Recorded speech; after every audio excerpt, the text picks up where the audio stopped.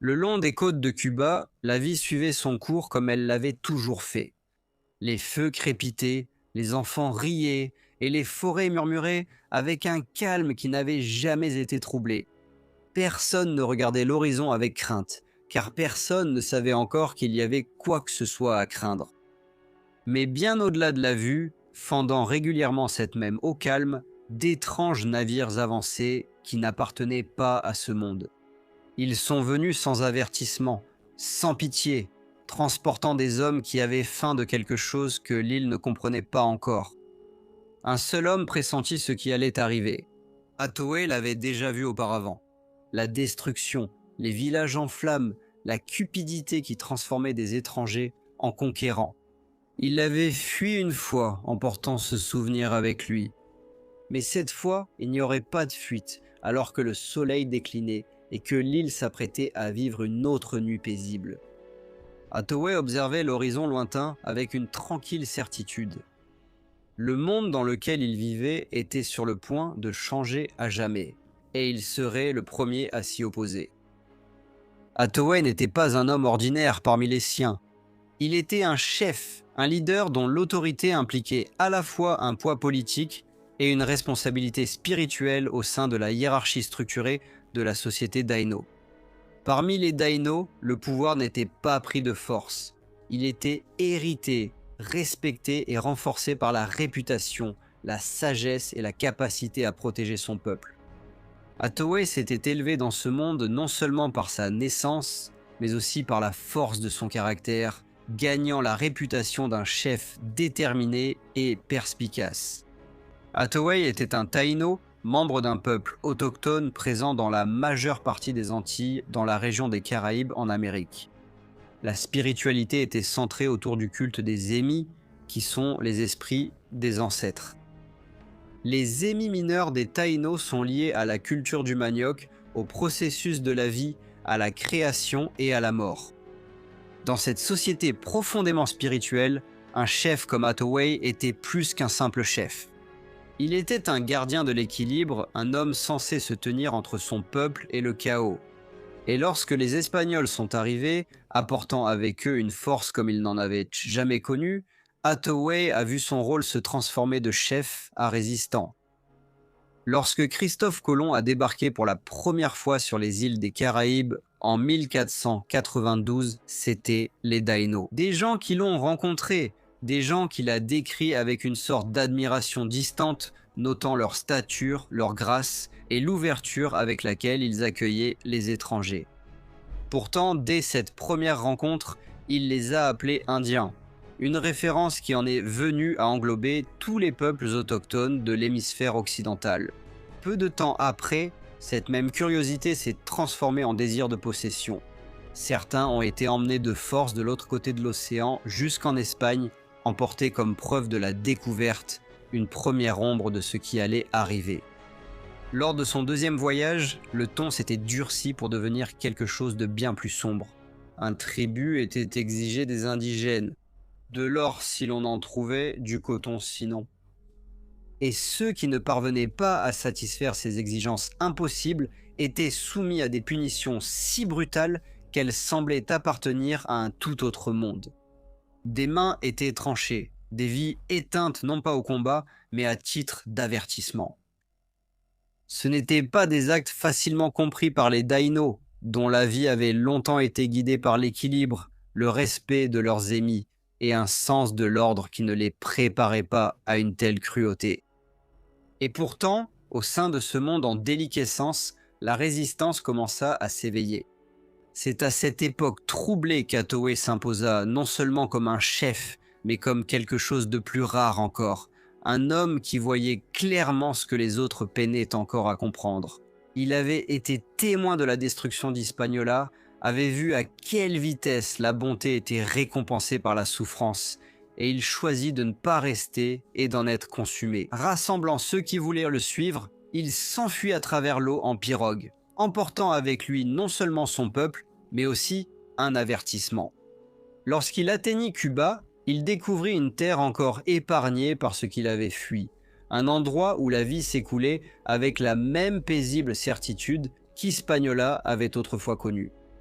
Mais Hathaway n'est pas venu chercher refuge seul. Il est venu en tant que messager. Il parlait des Espagnols non pas comme des hommes, mais comme d'une force poussée par une faim insatiable d'or, une faim qui dévorait tout sur son passage. Et lorsque, en l'an 1511, Diego Velázquez partit d'Hispaniola pour placer Cuba sous contrôle espagnol, il n'arriva pas sans prévenir. Hathaway était déjà là, se tenant au bord d'un monde encore paisible, essayant de faire comprendre aux autres ce qu'il avait vu, que la tempête traversant la mer ne les épargnerait pas. Les chefs de Cuba écoutèrent Hathaway, mais ses paroles, bien que lourdes de vérité, restèrent sans écho auprès de ceux qui n'étaient pas prêts à les entendre.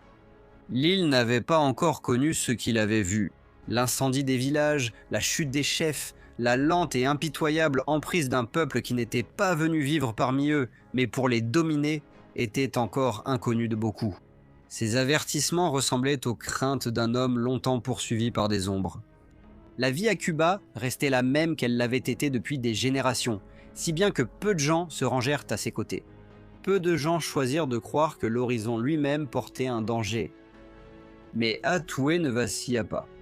Si les autres ne se levaient pas, il se tiendrait debout avec ceux qui le suivraient. Se repliant dans les forêts et les collines de l'est de Cuba, il entama une autre forme de guerre. Pas l'affrontement ouvert des armées, mais une résistance silencieuse et implacable. Il frappait depuis l'ombre, harcelant les Espagnols lorsqu'ils s'enfonçaient dans les terres, perturbant leurs avancées, les forçant à s'aventurer dans une contrée qui ne se rendrait pas facilement.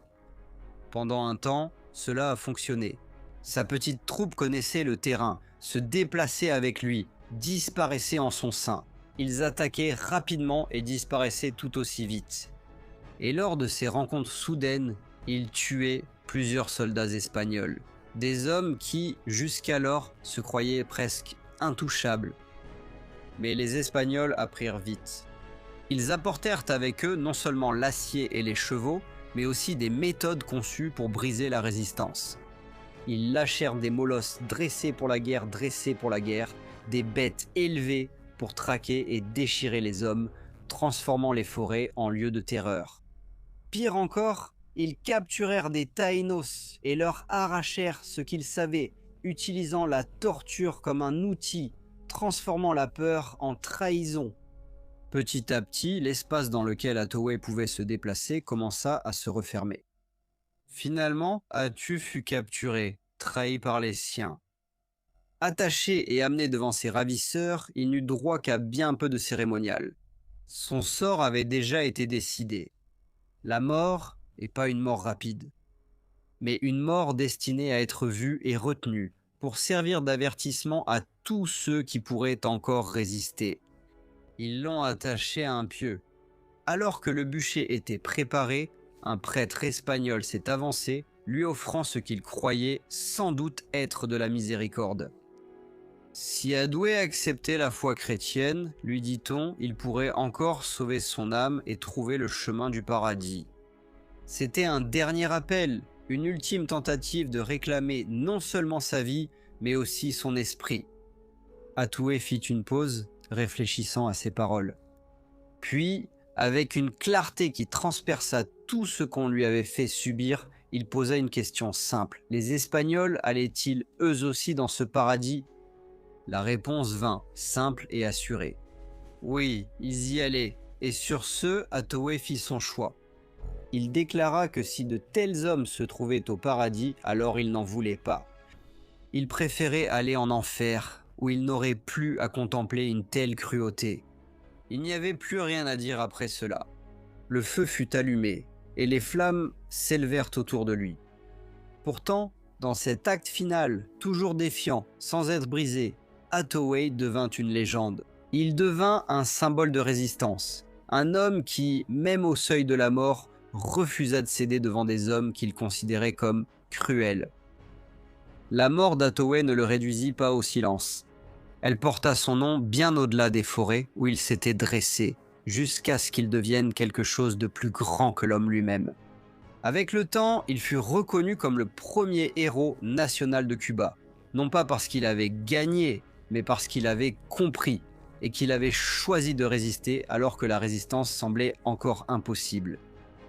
Son histoire est restée gravée dans la mémoire de l'île. Longtemps après que les flammes qui lui ont coûté la vie se soient éteintes, son nom est resté inscrit dans la trame même de Cuba. La ville d'adieu à Cuba porte son nom. Son image est intégrée à l'identité des marques de cigarettes. Le logo du cigare cubain porte son effigie. Il y a aussi des monuments et des statues à son effigie à Cuba, érigés en hommage à sa résistance. Son nom restera gravé dans la mémoire. Son histoire est devenue une légende, tandis que les chefs qui ne se sont pas tenus à ses côtés ont été discrètement oubliés, leur nom perdu dans le temps. Mais son véritable héritage réside dans ce qu'il a fini par représenter, la première étincelle de résistance dans le Nouveau Monde, une figure qui se tenait au tout début d'une longue et douloureuse histoire de résistance contre la domination espagnole. En ce sens, Adoué n'était pas seulement un homme de son temps, mais un symbole de tous ceux qui allaient suivre. Ceux qui ont affronté une force écrasante et qui ont choisi non pas la soumission, mais la voie difficile et durable de la résistance. Je tiens à adresser un immense merci à tous mes membres. Votre contribution rend vraiment possible la réalisation de toutes ces vidéos. Un remerciement spécial à Stéphanie Hassan, Teresa Lux et John Seitz. Si vous avez aimé la vidéo, likez, abonnez-vous et partagez. Et je vous retrouve très bientôt pour un autre épisode de History Profile.